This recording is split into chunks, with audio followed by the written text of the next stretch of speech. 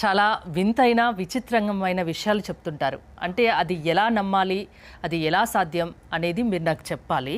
అద్దం ముందు నిలబడి 11 సార్లు ఒక మాట చెప్పడం ద్వారా కోరిక నెరవేరుతుందా?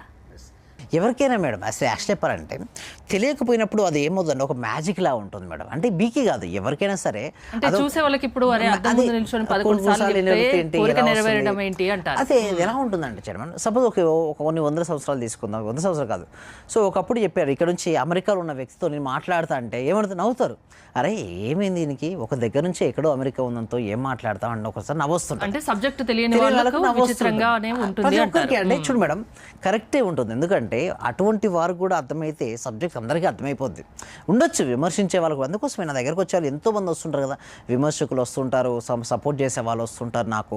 సో డిఫరెంట్ వాళ్ళు నాకు హ్యాండిల్ తగులుతుంటారు. బట్ నేను ఎప్పుడైతే వాళ్ళకి ప్రూఫ్స్, ఎవిడెన్స్, రిజల్ట్ చూపిస్తే నమ్ముతారా లేదా? అంతే కదా మేడం.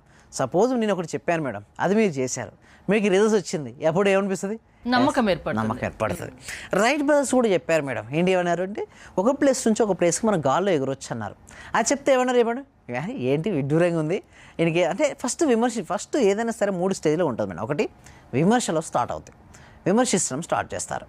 ఓకే, తర్వాత నవ్వుతుంటారట, విపరీతమైన నవ్వు వస్తుంటుందట. సో తర్వాత లాస్ట్గా యాక్సెప్ట్ చేస్తారట. సో ఏది వచ్చినా సరే మీరు గుర్తుంచుకోండి, మనకి ఏదైనా విమర్శించినా, మన గురించి నవ్వినా మనం పట్టించుకోవద్దు మేడం. సో ఈ సబ్జెక్ట్ మనం చెప్తున్నప్పుడు కూడా నాకు స్టార్టింగ్లో వచ్చింది. బట్ ఎప్పుడైతే నేను చెప్పింది వాళ్ళు చేస్తూ మొదలుపెట్టారో ఎప్పుడైతే రిజల్ట్స్ వస్తే నమ్ముతారు ఎవరైనా సరే. బట్ ఎప్పుడు వస్తుంది, ఎంత వరకు వస్తుంది, దీని వెనుకున్న సైన్స్ ఏంటంటే మీ నమ్మకాలు మారుస్తుంది. ఫస్ట్ థింగ్ ఈజ్ మీ నమ్మకం మారుతుంది. మీరు ఇక్కడ కర్మలు చేయొద్దు, మీరు ఆపాలి, మీరు ఓన్లీ అర్థం ముందు చేసుకుంటే వస్తే మీరు ఎక్కడ చెప్పడం లేదు.